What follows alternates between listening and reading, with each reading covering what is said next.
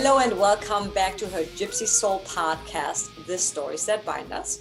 My name is Jacqueline Van Bierk and I am your host, and I'm so excited for our new series of artists sharing their stories from the road, how they are making a living, doing what they love, some crazy road stories, some really cool, interesting gigs that they've done, and how they made this happen to just really earn a living and make a career out of their craft, out of their God-given gifts. So with no further ado, today's guest is a perfect example of that because he came from Scotland a long time ago. His name is John Allan and he's a bagpiper and he's making a living. Actually, I almost want to say a killing, doing bagpipes. And to me, that is so niche, that is so interesting and so inspiring.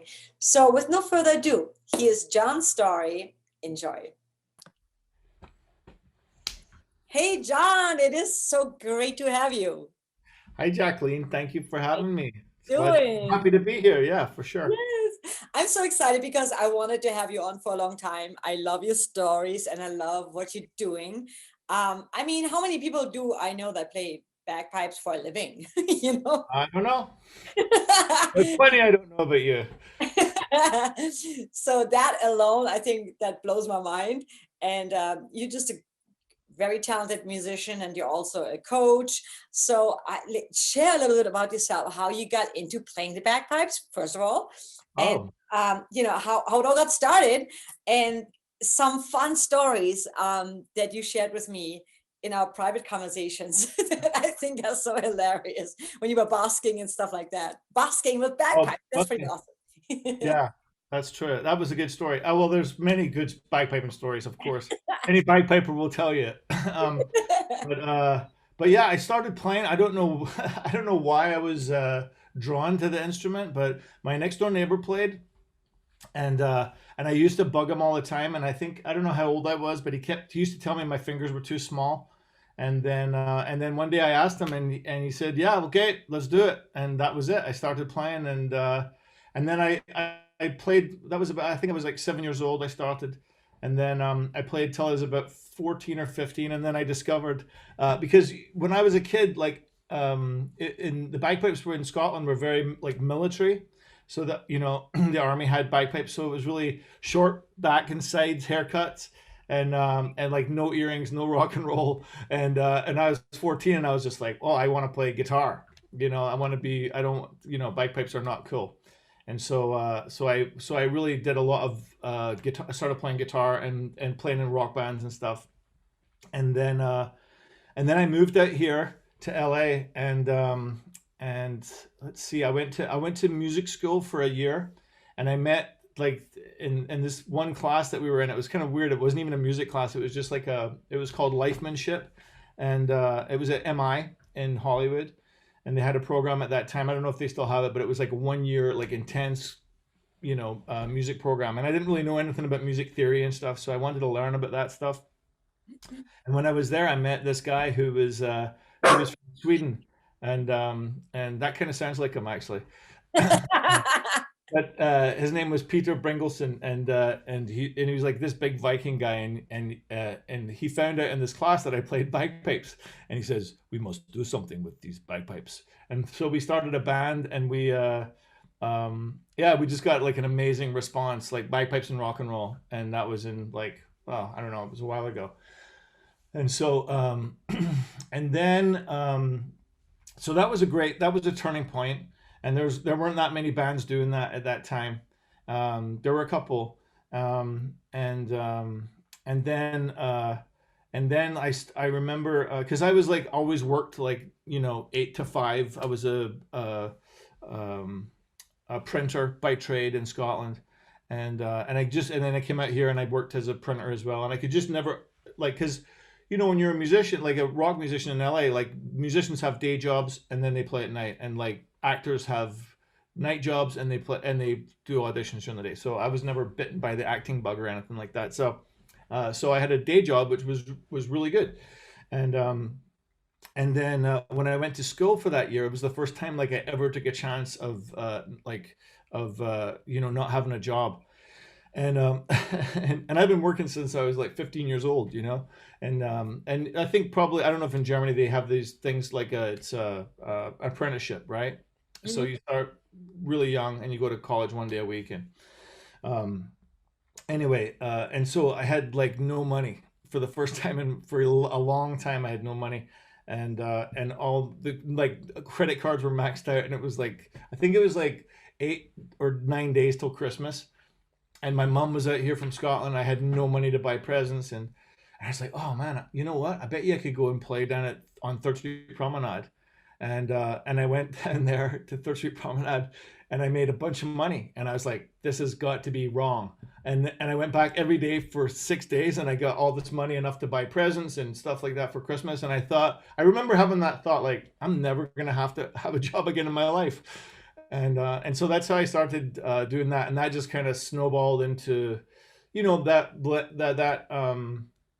that idea like of you have availability during the day, and then you start, and so now you can go and do other kinds of jobs. People call you, hey, can you do this job? Like, yeah, I don't have a regular job that I go to, so doing things like that, and then and then people were interested in learning the bagpipes. I started teaching a little bit. I had a friend who taught, and he went to New York, and he goes, hey, I'm going to give you these students to teach them, and I was like, okay, I'll do it.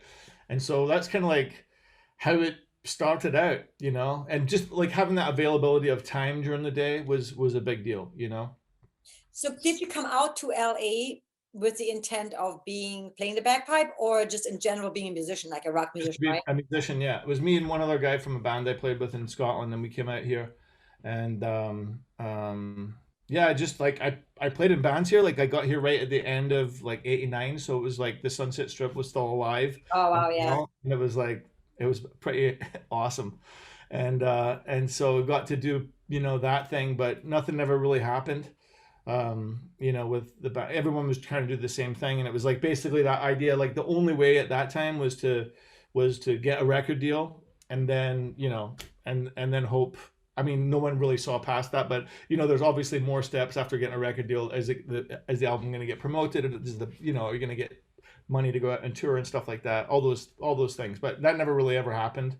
So, um, so I think when I went to MI, it was like really an interesting experience because you go there and you want to be like the best musician you can.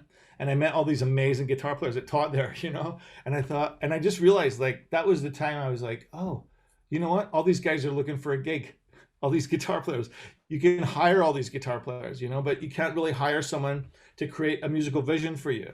So, at that time I had a vision that I wanted to play bagpipes and rock and roll. And so that's what I did. And that was right when you could, maybe just before you could start making your own CDs really and go out and doing shows. And like we played festivals and we sold our product at festivals, and that was a really great way to go. I mean, obviously it's not anymore. Right, Um, right. or it could be. I don't know. Like everything's changing right now for live musicians, even before COVID and stuff, of course. But that was a pretty decent model. Like you could go play festivals, sell your product, and if people like the music, they'd buy the music right there. And then you could interact with people. It was really cool. But yeah. You must have been somewhat accomplished to play festivals, because that's not the easiest thing to do, as an independent band. Yeah, right. The only thing was that like that a lot of stuff is just about saying yes. So the first festival we ever did was I just wanted to make a CD of like bagpipes and rock and roll, because I was like playing guitar. I was trying to write songs with people, and there was this guy who was songwriting. It was a songwriting group called it was Jai Josephs. I don't know if you're familiar with Jai Josephs, Oh, but he wrote the book, right? He wrote the book. yeah, Yeah, yeah, exactly. yeah. So he used to have a songwriting group. I can't remember what night it was, but we would go over there, and it was a bunch of writers and stuff.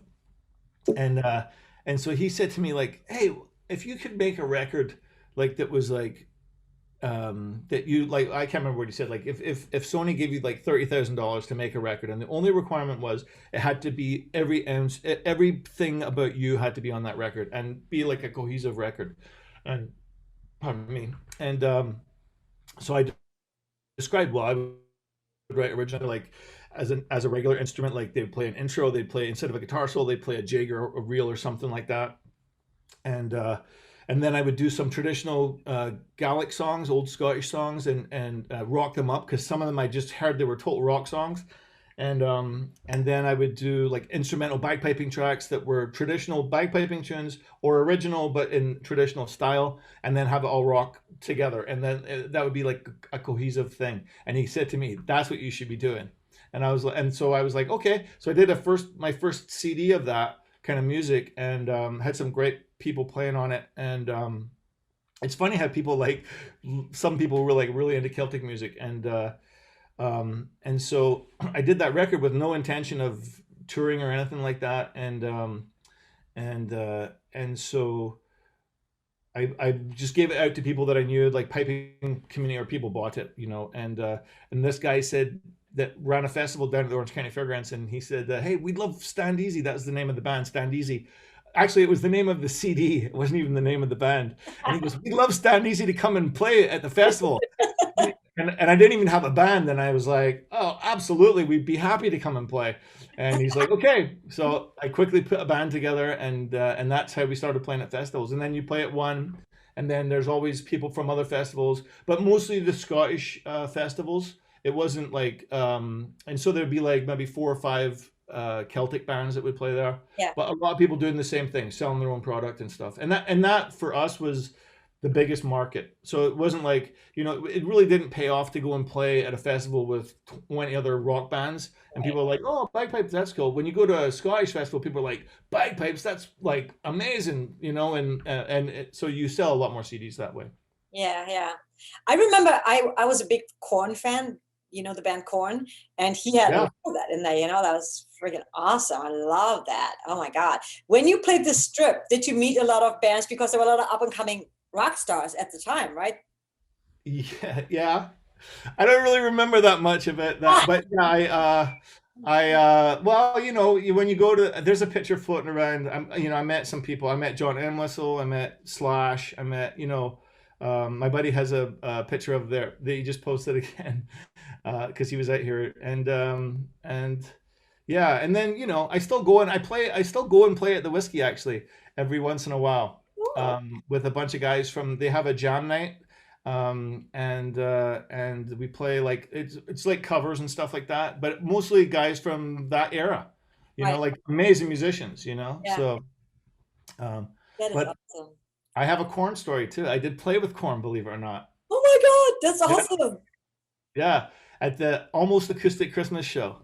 I can't remember what year it was. I'd have to look up. I wrote it down. I won't look it up now, but yeah. So we got called to go and play, and what was really cool was we was going to rehearse with them, and they were like, yeah. So they were giving him like Jonathan Davis, I think it is. Yeah, they're like, "Hey, how come you don't play bagpipes like that?" And like they were just teasing him because he could play, And but we went to the rehearsal up in North Hollywood. It was just like any other rehearsal place, except it was Korn, and the sound's amazing. And I remember I saw them the first time in Ventura, and I'd never seen a band like that. Like the dynamics in that band were like amazing. Never heard anything like it before. And so we got to go and play with them, and it was really cool to rehearse with them, and we did that Shoots and Ladders song, and then you have to do and the K-Rock Almost Acoustic Christmas show, you have to do a Christmas carol. So we did Jingle Bells as well. Oh, nice. And but what was cool when we went to the Almost Acoustic Christmas thing, there was like all these great bands were playing there, and like Blink-182 and stuff. But like we were with Korn, and we're in the dressing room with Korn, and it was like, Korn had a bunch of pipers there. It was really cool. So I'm glad that you like them. I love that band. Oh my God. And they're super nice, super nice. Yeah. Like you said, when they first came out, I was like, holy shit, what is this? Like, I love them so much. It was so different, Tell me about the busking, because I think it's so funny. Like, okay, there's one thing, you put up a guitar and you're like, but a bagpipe is kind of like, it has different frequencies, right? There's like a lot of things that restrictions possibly. Tell us some stories from your busking the streets with the bagpipes. Oh yeah, busking stories. So let me think of some good ones. Well, I mean, most bagpipers would know this, but like, one of the funny things was like I had some cops would come by. Like, first of all, you're too loud to be there, right? Anyway, I went, and that's the biggest problem is the volume, right? Most people love bagpipes, but then like, even the other musicians down there were like, "Hey, cool bagpipes," and then you play, and they're like, "Oh man, that's really loud,"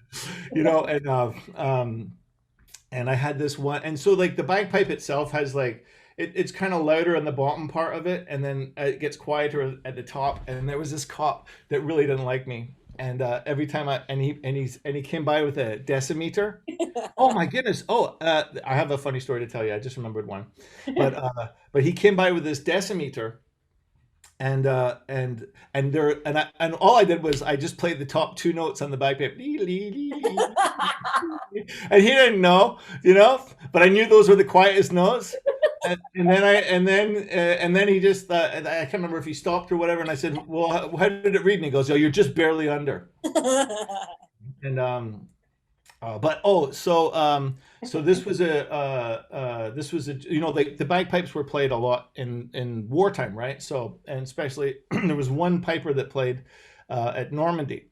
Anyway, it's kind of a long story, but I was playing across the street from this French restaurant, and the guy that was the owner was French, and he would always send the waiters over to tell me that I was too loud and I should move.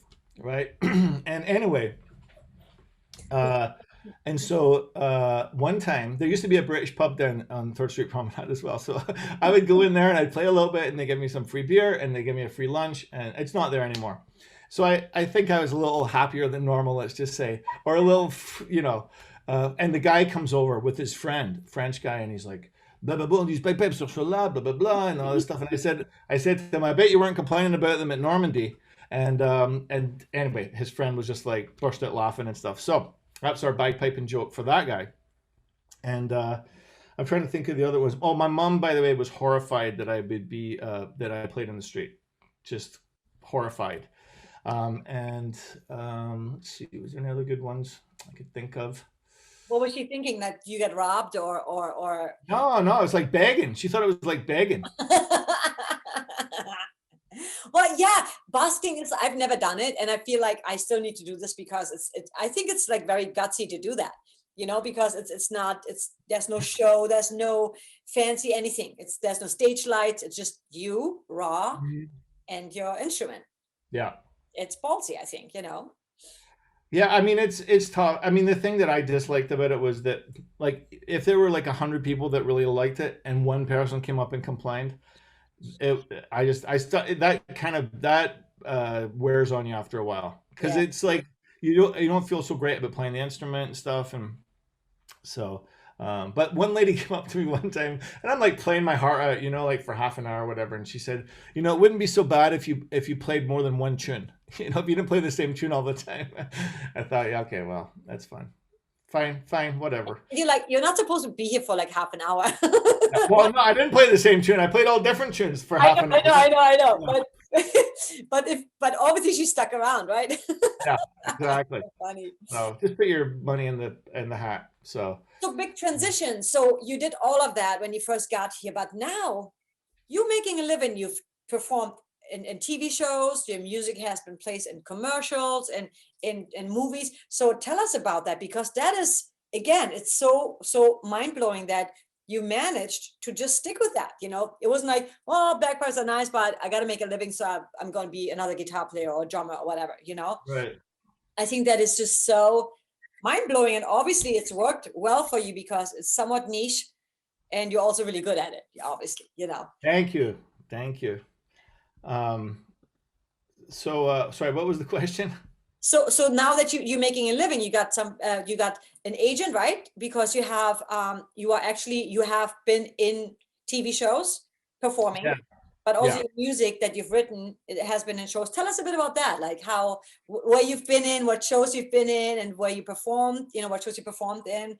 Yeah, well, yeah, a lot of stuff. So I have a little cheat sheet here. Yeah, you've done so much. How can you keep track of all that? But yeah, I mean, I don't really know how it all happened, but it's just weird how it happens. Like every situation has a story, you know.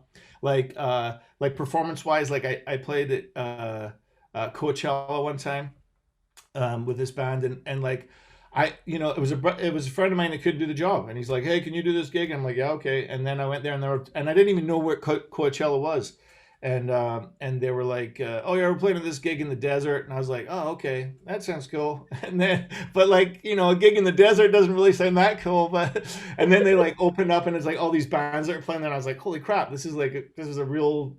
So that was kind of cool to go there. And then like playing, but one of the cool things about a gig like that is like when you play guitar and bagpipes, it sets you apart from like just doing one instrument. So the multi-instrumentalist thing's a big deal, I think. Yeah. But yeah, and then there's like Korn. I got to play because sometimes pipe bands, when you're in a pipe band, they get hired to come and do stuff. So I got to play at the Hollywood Bowl a couple of times. One time with the Chieftains, and actually twice with the Chieftains, and then one time with a Charlotte Church. Do you know Charlotte Church? She's a English. She's a like a I think she's Welsh. Sorry, like a Oh, classical singer. Yeah, she was a young singer, okay. That's, but that was pretty cool. that's You know, awesome. that was pretty cool. In fact, there was a funny story when we did that because so we and I got to play some of my own tunes there, which was really great. So the pipe band kind of walks in from the back of the Hollywood Bowl, and everyone's like, "Oh, wow, that's really cool." And we get down there, and we were going to play with the Hollywood Bowl Orchestra, and so like we go there, and then we're all playing, everything's cool, and then I'm going to play guitar with the pipe band and the orchestra, and so I go, and it's just like and it was sold out, 18,000 people. And so I Wow. go and I pick up my guitar, and there's like a manager for everything at the Hollywood Bowl, like sound manager, stage manager, like monitor manager, like a bunch of managers. I pick up my guitar, and there's like no sound. And like, so there's like me, the pipe band, and then the orchestra, and then like 18,000 people, and all I could hear was like like crickets. And I was like, oh my God, like what am I gonna do? And I looked down, and the cable wasn't plugged in.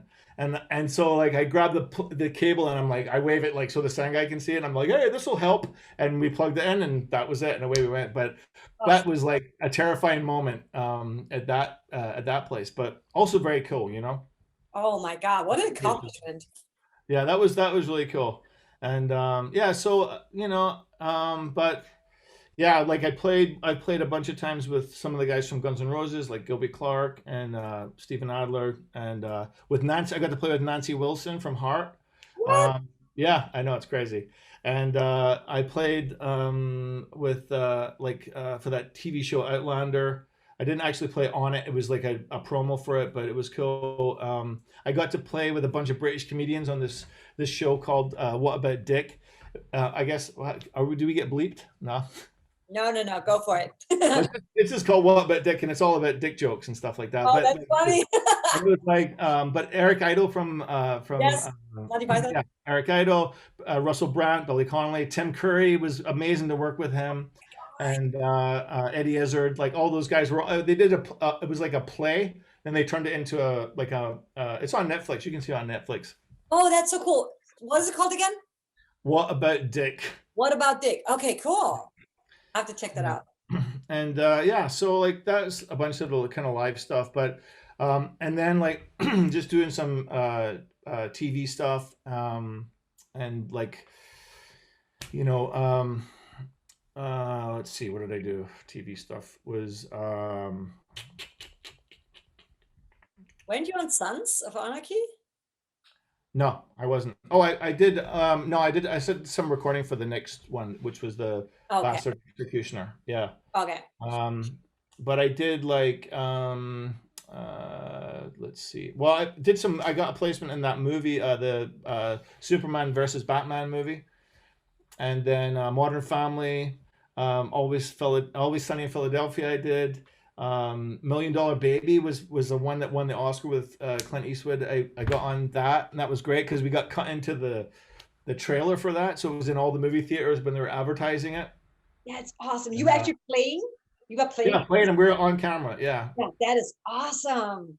Yeah, my friend, he was in that, and he's a great piper, and he got me that gig, and he's done like a bunch of stuff as well. Like he was in Braveheart and Titanic and stuff, playing Irish pipes.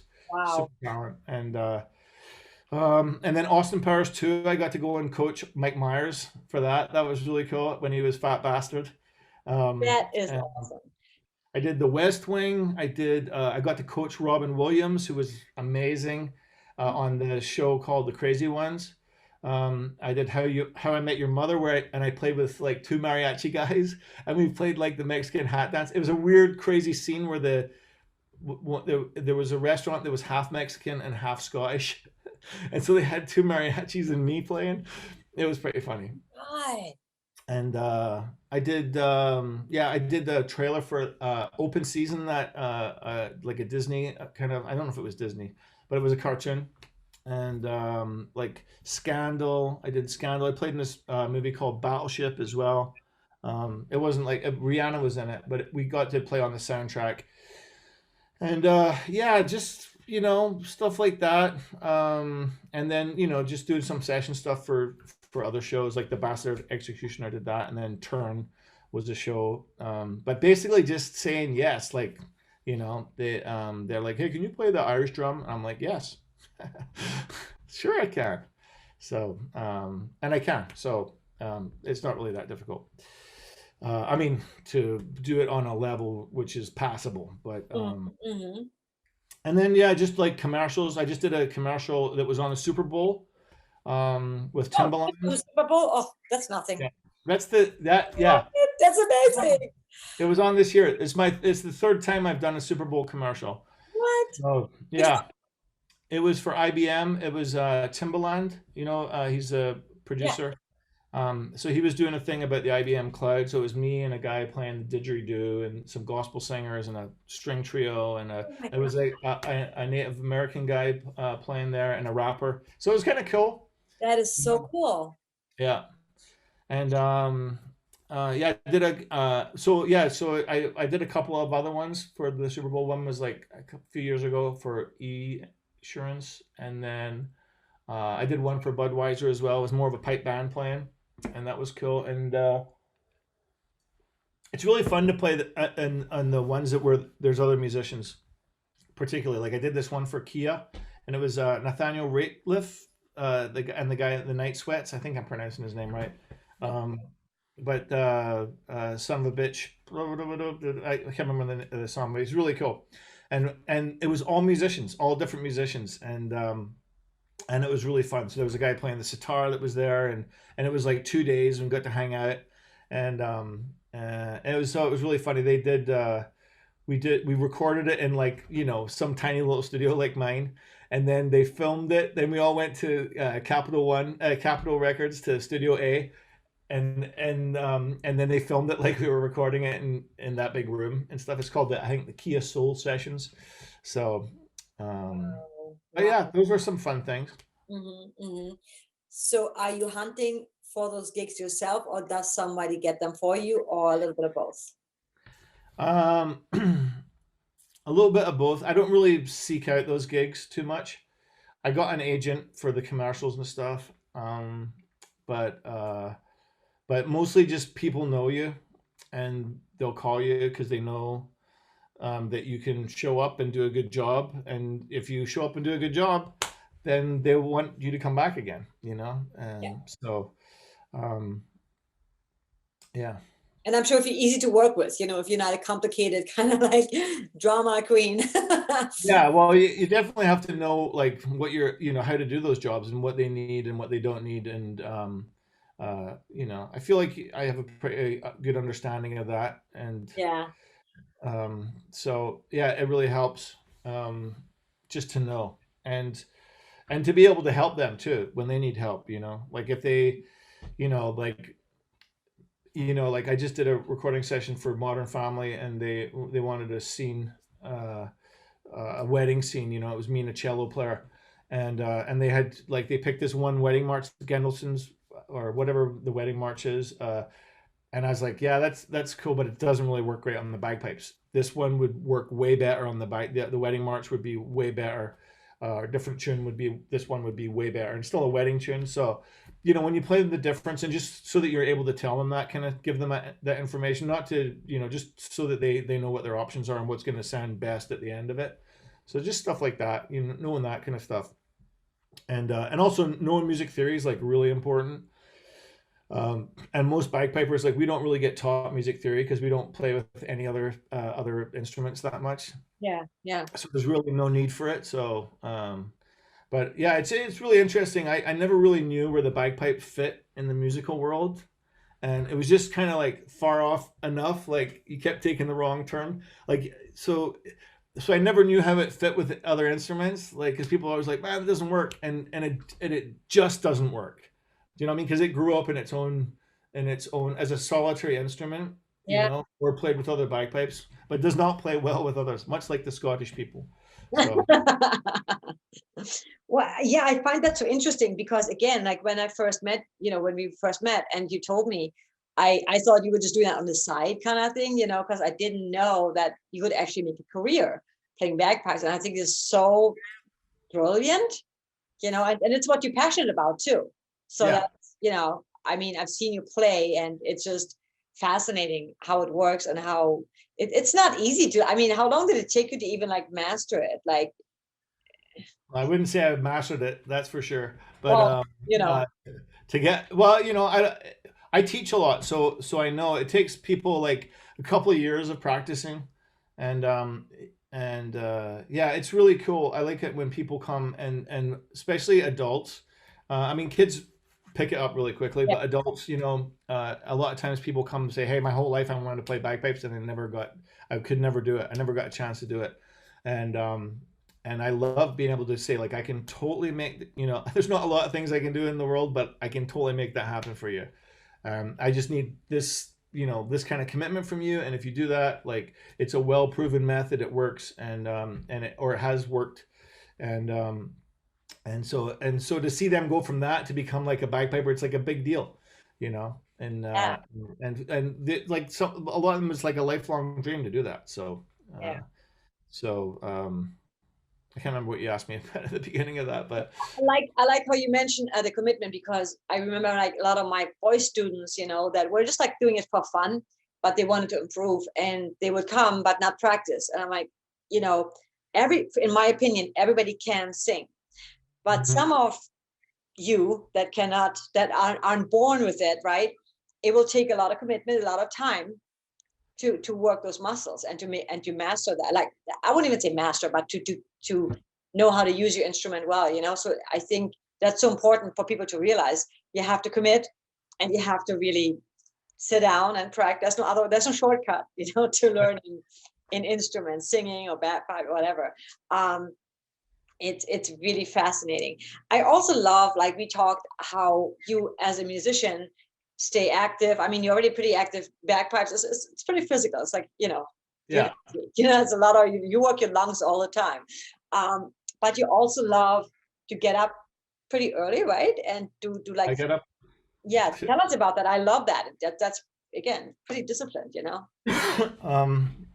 I mean, I get up early in the morning, and I have like I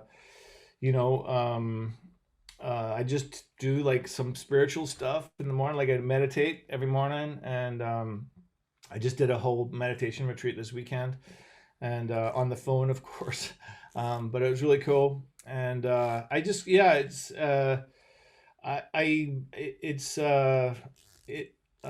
just really kind of non-negotiable anymore.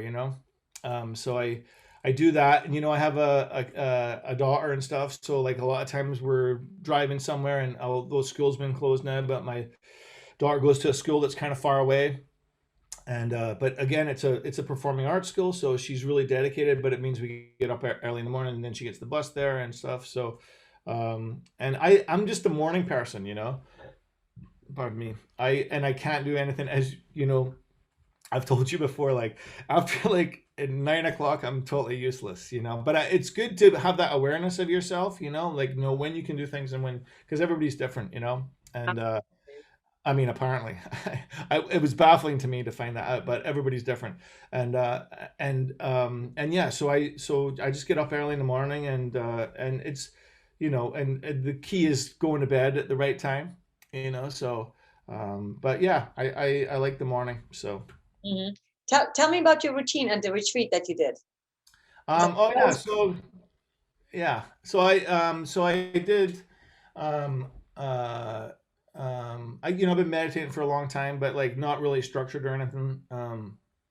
And and then like maybe I think maybe a couple years ago, I was just like there was some, just like I don't know, like it's just challenging stuff coming up, and I have a friend who's a big meditator, like because I never really went to retreats or anything like that because I always felt like people were wearing like I don't know why, but like they would wear like white gowns and had bare feet. I don't know. It was just like, it's totally not true. Anyway, so I was talking to him about it, and he was just like, yeah, more meditation is the idea. Like he would talk about this, talked a lot about impermanence, and then he said to me, "Oh yeah, if you really want to grasp like the super spiritual idea," and I'm like, "Oh, okay, this is lay it on me, man." And he said, "It is I don't know," and I was like, "And becoming okay that you don't know, becoming okay with what you don't know." So anyway,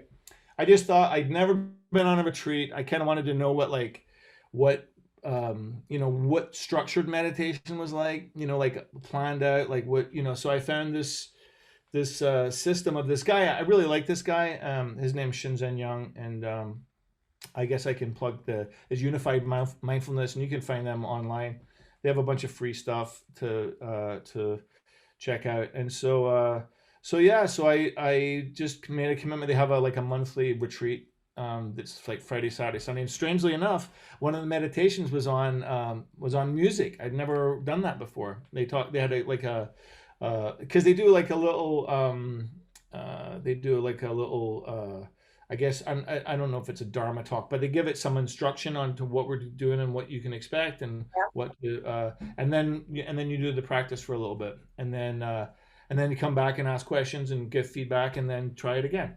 And so it was on it was on music, and it was like really really interesting.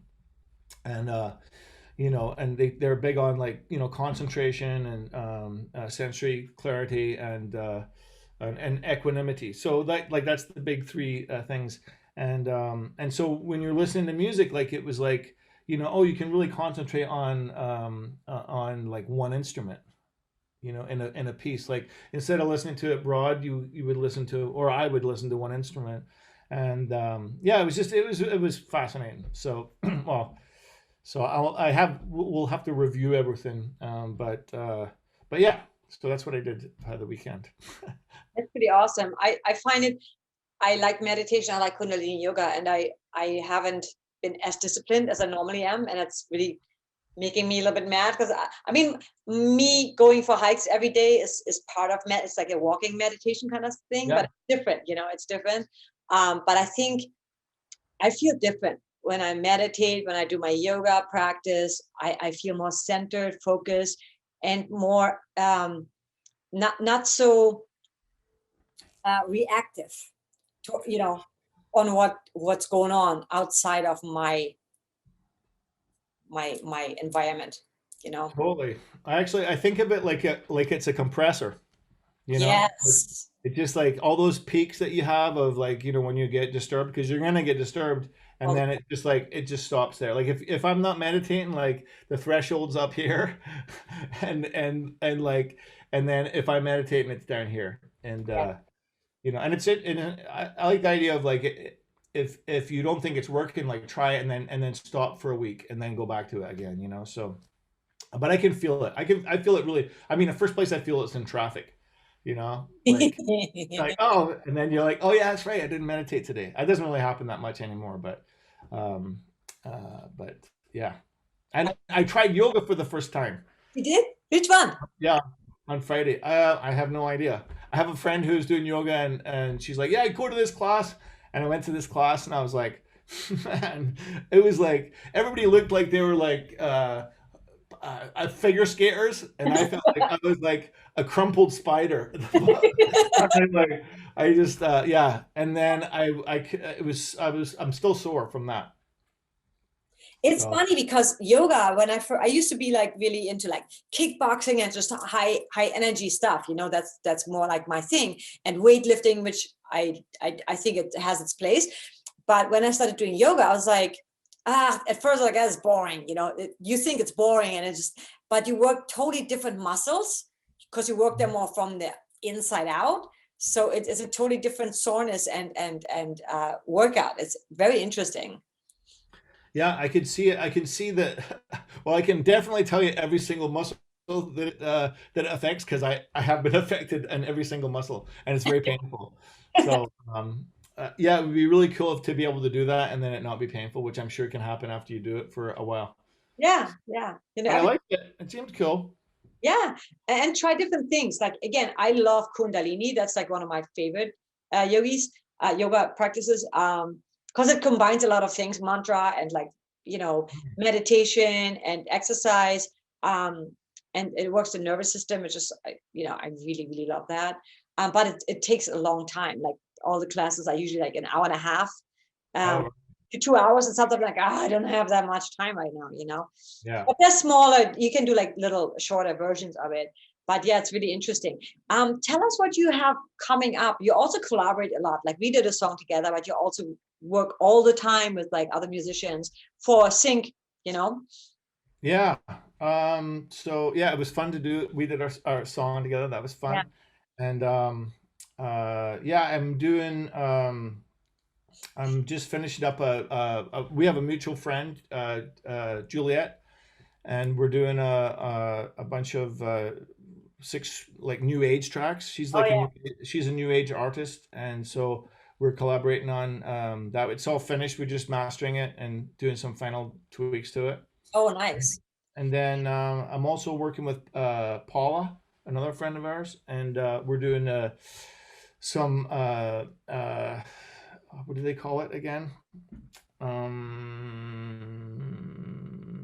Outlaw country, they call it.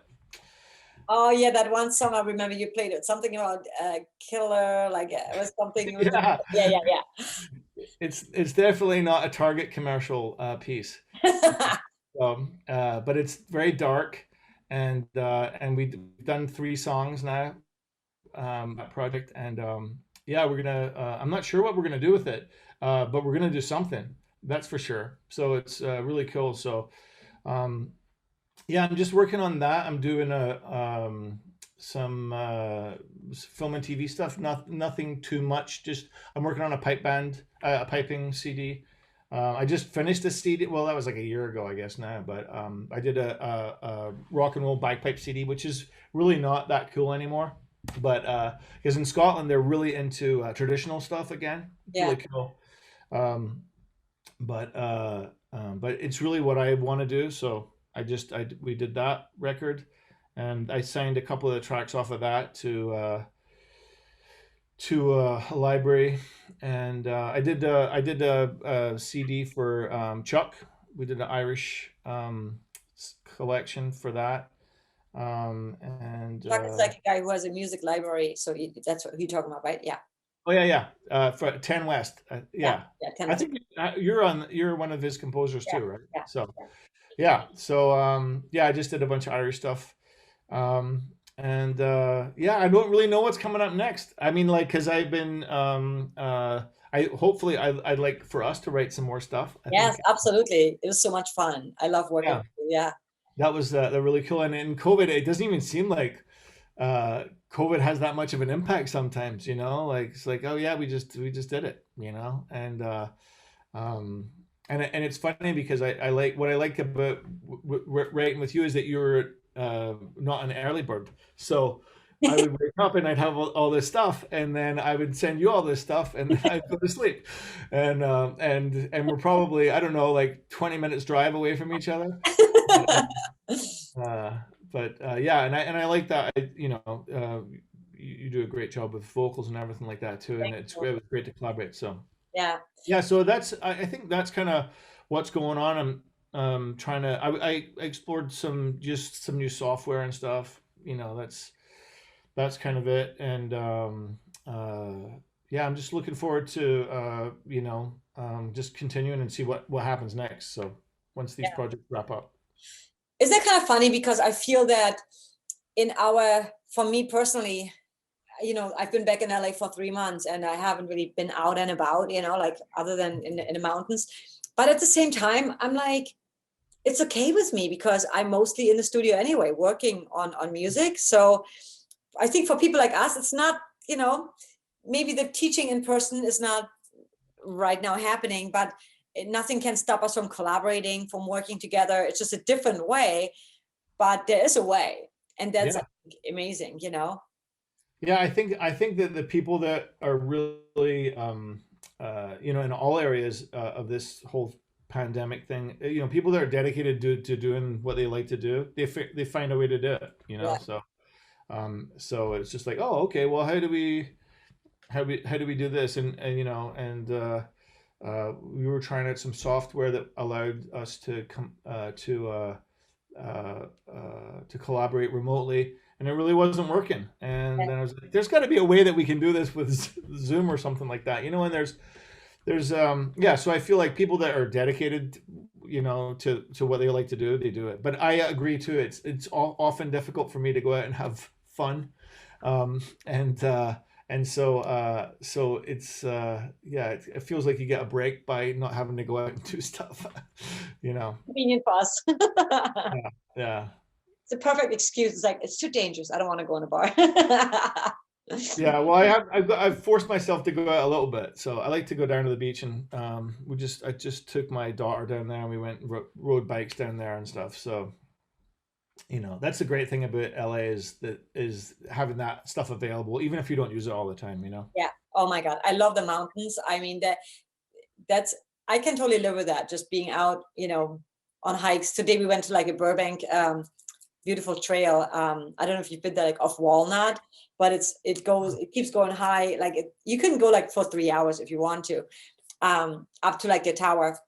Yeah. But, oh my God, it's just massive mountains, like it's kind of crazy that we have right at our fingertips. That's pretty crazy. It's Yeah, I think I'm up. I think I've been up that hill before. Could you overlook Glendale from the tower up there? Is it? Yeah, you can see Sun Valley from the tower. Like you can overlook all of LA, almost, Burbank downtown. You can see from up there. There's like a golf course, and then you go up. I mean, I'm sure you can go up the hill from the other side too. That's very possible, actually. Yeah, but yeah, it's just it's stunning. That's one of the great things about LA. But at the same time, I feel. We both took the Ryan Tedder course. Yeah, for sure. And at the end, he was saying, well, if you're serious about your career, you should probably move to LA or, and I don't know. I feel like right now you can be wherever. If you really want to meet people, you just be active online and, yeah, make shit happen. I think so. I mean, I can see, like if you haven't lived here before, that would probably be different. But like, so many people now since you've lived here that you have people that you can reach out to who already know you, But I think like if you're like, he's probably talking, I don't know who he's talking to, but if you're just starting out and you wanted to become, get into the music business, definitely coming out here would be the way. Our way to do it, because you can just show up. I mean, not right now because of COVID, but you can show up. There's lots of places that have mixers and stuff, and you can go like-minded people that are gonna, tell you what's going on. There's tons of places like that. Tons of organizations in town. Yeah, that was the good thing before COVID, because that was the whole point of being in LA, because all the stuff happening all the time and being out all the time, that was kind of really the cool part, being right in the middle of it all. But right now, everything is online, which I actually appreciate, because you don't have to be in New York, you don't have to be in Nashville, you can just go online and be part of, a conference, which is pretty cool. Yeah. So awesome to talk to you. Where can people find you? They can.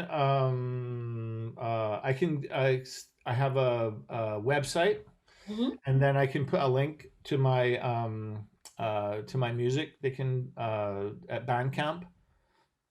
Yeah, Uh, I'll put the link below, but the name of your website is your name or it's called bagpipetamer.com.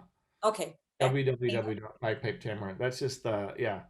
And then standeasyband.com is the name of the band, but you can see all that in Bandcamp. And yeah, I think Awesome. that's where you find me. Yeah, awesome. And any upcoming TV performances, or is that back up and going or not quite yet? I don't know about TV yet, but I definitely there were a couple of commercials that I worked on. One I didn't actually get, but I got to because of COVID, I got to be the backup bagpiper, and there's a commercial out for Geico right now, and so I got to go and sit in the car park, um, and then I got the one with Timbaland. So that's two that I know for sure that have filmed since COVID. Yeah. But I think they may have locked things down again. But there was like a window when things open, like you had to go get COVID tests and stuff like that. Yeah. But I think slowly it's starting to open up again, as long as nothing goes, terribly wrong. Yeah. But and it's this city's industry too. It's a big industry in this town. So Yeah. I mean, for you, it makes sense to be in this town because you do live performances. So you kind of have to be here, yeah, I mean, for stuff like that, you definitely you definitely have to be here and available. Yeah. Yeah. So that's yeah. So and like even for like commercials, like you would never know you're gonna go and at least audition a couple of times, and still you could not get anything, which has happened. So um but it's kind of cool because of COVID, because people are auditioning online. But like, if you have to drive to Santa Monica, which I have done before at 5 o'clock in the afternoon on a rainy Oh day my God. for an audition, and then and yeah, I remember that because I played for a dead hamburger. That was awesome. The Burger King hamburger. That was the commercial. They were like having a funeral for the old Whopper, and they were they were introducing the new Whopper. So Funny. yeah, fun stuff. Yeah, traffic in LA is not fun. There's this joke that if you live in a valley and you have to go to Santa Monica for a job, you're like, no, Yeah, not taking that job. I'm not doing the traffic every day.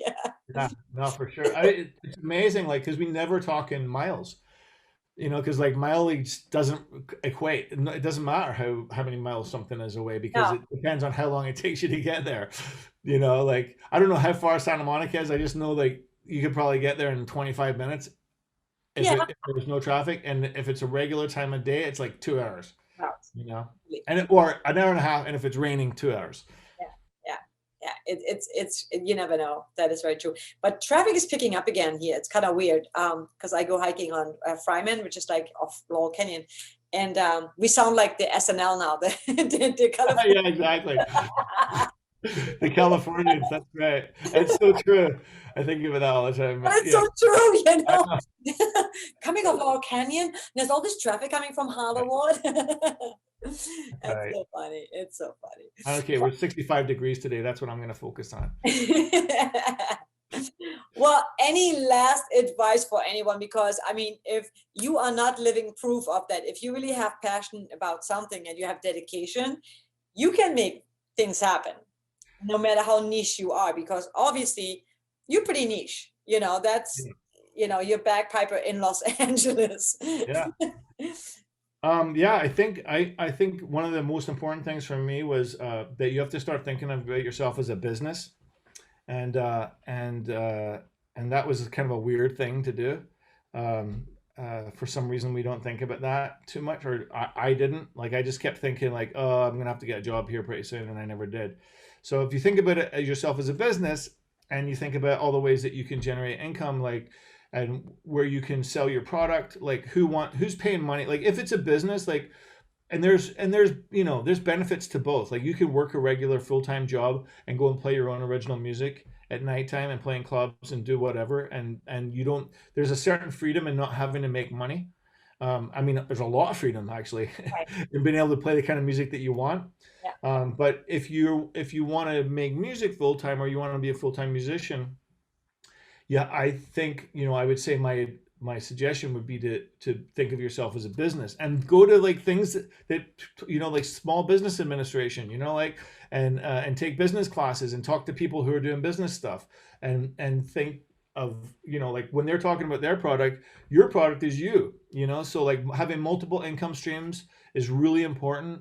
And I never realized how important that was until COVID, like when everything dried up, and the only thing left are residuals and teaching, and things you can do online, and asking like, here are the skills that I have, like who pays money for these skills. Like I've done a lot of crazy jobs, and there's there's like there's lots of opportunities. There's different shows that you might not think that you want to do, but and I definitely have met guys who don't want to do those kind of jobs, like go and do, come up with a library show, go and play in the libraries.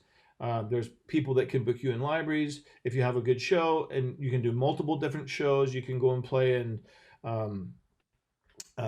you can go busk. You can go and play. You can do film extra work, TV work. As a musician, there's people that are looking for musicians. You can do what audiences like. Do you like to work with kids? You can do music for kids. I've done music for kids. It's amazing, by the way, to work with kids, because there's some kind of magic. I don't know how much time we have, but No, go for it. I love that. Yeah, I'm with you.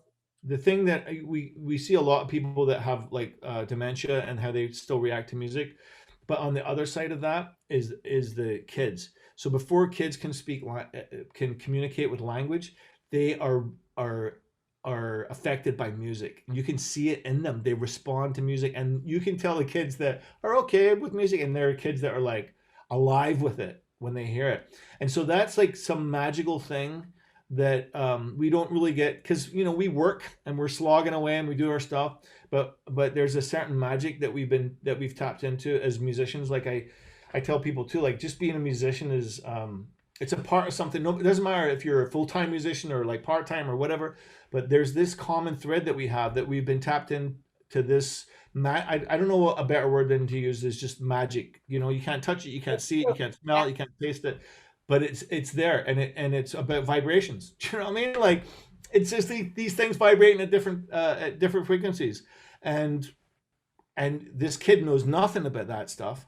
No, and they are just like, wow, I want to do that. I want to shake that thing. I want to hit that drum. I want to touch that guitar. I want to make that sound. Like, and it's before they can even speak, And so like that's where you see the magic, And then, sometimes they get shut down from then on, but that's what we all as musicians get to be a part of, And it's good to remember that, For me anyway, it's good for me to remember that. Like, so it's definitely a blessing to have those skills. Although I'm sure all musicians go through difficult periods, when they want to, when they wish they could just have a regular job, and get paid a regular salary, and think that would solve their problem. But I know it wouldn't solve mine. So I just have to keep plugging through because some of the stuff's tough, But yeah. Just being able to recognize where that magic is also, it's a kind of a cool thing. So, yeah, so that's my advice. Find out who's paying money. If you want to be in a business, like the skills that you have, like, oh, I play guitar, like I play a lot of funerals because I'm a bagpiper, but I also see other musicians playing at funerals. There's guitar players playing at funerals, there's singers singing at funerals, there's people like weddings playing at weddings. Musicians play at weddings, and it doesn't necessarily mean that you have to be in a wedding band. You could be a soloist, you could do whatever, you could write songs for weddings. There's all sorts of stuff. But again, that's about like, going to get advice from business people, who are like, all these well tested marketing methods that are passed down through business. stuff and people are studying at the best universities in the world, that's available for you to learn from these mentors, and just that you have a different product. So I think that's, kind of important. Absolutely. So, And I think what you just brought up is like also think outside the box. Where else would I, not going where everybody else is going. First of all, the clubs don't really pay money anyway.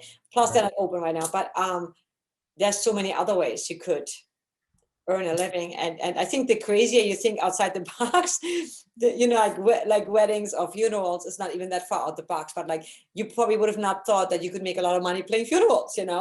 Right. And you're also helping. I feel like what you said earlier with the music, that I always feel like that with music. I feel like a little kid when I hear a song that really touches me. It's magic, because you could feel like you're in love, or you could feel really sad or really happy, and you just want to dance. There's something about it. And I feel we are so lucky to have that gift, to have that ability.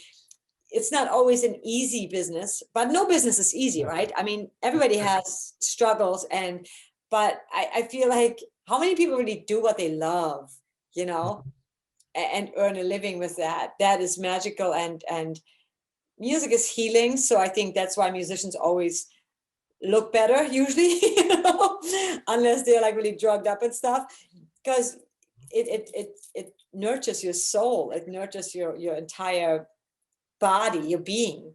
There's something about sound, healing sounds, that's just, it's a very special thing that needs to be shared, and that without music, I don't, God, I can't even imagine a world without music. Yeah. That would be absolutely. There was something else I was going to ask you, but now I can't remember. Oh, so when you transitioned to online teaching, how different was that for you? I have a couple of students that I already taught online, so I had some experience with it. But it's challenging. You have to be your communication has to be clearer, because you can't just point at stuff.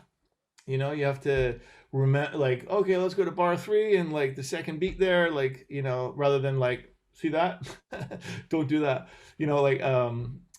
so like talking about that stuff. And then for us, like for bagpipers, like they have to learn how to do things for themselves, like a lot of their own tuning and stuff like that is something that sometimes they never had to do as much of, because I could always help them with.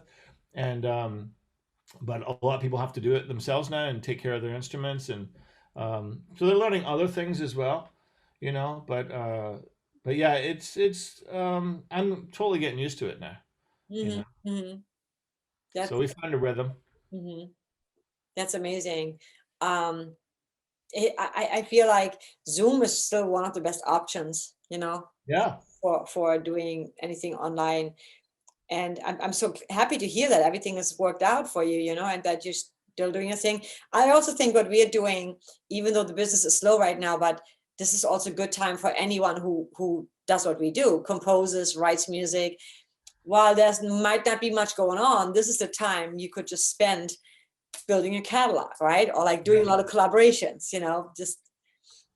Well, there's also this idea, and I had this one meditation speaker or teacher talking about this, and he said, when you think about this COVID thing, like it's kind of like the whole world has been forced into a retreat, to go inside and not, and like, forced to have all these experiences that we wouldn't have with people that we are close to, and in course close quarters to, and have to like change all these things around, and kind of reevaluate things. Businesses are reevaluating, and I'm sure a lot of people are reevaluating their lives, and thinking about what's important and what's not, or what's changed. So it's just really interesting, because we're sitting at home anyway. We might as well contemplate some other things. Yeah, totally. Like we said earlier, nothing can stop you if you really want to do something. No no pandemic, whatever the hell can stop us from doing what we want to do. Going to keep on going, keep on getting stronger and better. Yeah, I mean everybody's adapting. I don't know that many things that were, like music conferences. They're all were happening, and like get-togethers are still happening. People are having Christmas parties and stuff, and it was just like, okay, that's what we're gonna do, and Yeah. and until something changes, Yeah, exactly. Well, I was grateful because I was in Germany, and then I was able to go to many things that were happening in LA because they were online. I'm like, this is cool. Yeah. I'm not missing anything. So that's good. Cool if you're a night owl. There you go. Yeah. But yeah, anyway, that's it's really cool. So Awesome. Any plans to go back to Europe or? well, I keep track. I mean, I'd love to go back to Scotland. I normally go every summer, and but I think right now it looks like that they're not going to be opening up till June or July. And normally I go in August, but I don't know. I have a feeling that it's going to take. I mean, they're doing quite well over there as far as rolling out that vaccine and stuff. So the chances of them opening up sooner, then nothing's going to happen over there until that all gets sorted out. So I don't know. Trying to keep. It's just it's not really worth going back there if it's not the summertime. Yeah, you know? yeah. So Keep working here. Keep working, doing your thing. yeah. Yeah. Awesome. Well, I will put all your info in the description below, and we'll look out for you. We have to like watch you on the screen and listen. Yeah, for sure. And Well, thanks so much for having me. Yeah. Of course. No, That's thank great. you. I'm sure we missed so many amazing more stories, but maybe that's for another time. Yeah, we'll definitely we'll fill up another episode at some point. Absolutely. Well, thank you so much, and best of luck to you, and thank you for the inspiration. Thanks so much, Jacqueline. We'll see you later. Take care. Take care. Bye. Bye. Thank you so much again for listening into the podcast. I know there's so many things you could be listening to. There's so many things going on all the time. So for you to take the time to listen to our podcast, I very much appreciate that. Please hit the like button, the subscribe button, and share with your friends and family if you liked what you heard. If you would like to be on my show, you can contact me at JacquelineVanBierk@gmail.com. I'm pretty much on all social media sites with the same name. And last but not least, this is one of my sun protective shawls that you can purchase at jackvanb.com. You are supporting a small business and you're doing something incredibly amazing for your skin. And when you are not out in the sun, by the way, this is keeping me a little bit cozy right now because it's not super warm in my place, but I also use this as an actual shawl. So you can show off the label if you like. Actually, that's kind of cool. I just discovered that. Or you can just wear it as a scarf, which I do a lot because we singers like to protect our throat a little bit more. So jump to my website and check it out, but also make sure that you contact my guests. Check out my guests' links all in the description below. And as always, I encourage you to just like reach out to a guest if you really like their stories, what they're doing.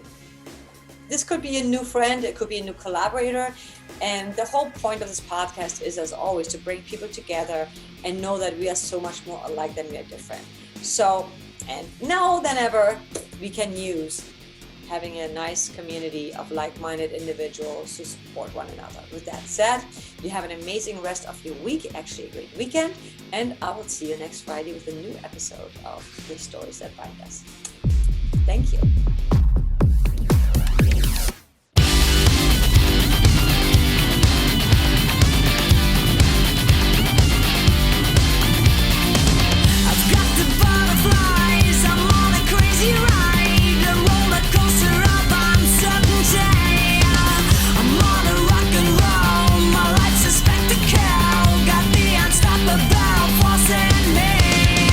Stay on the path of no regret, just ride the waves of passion.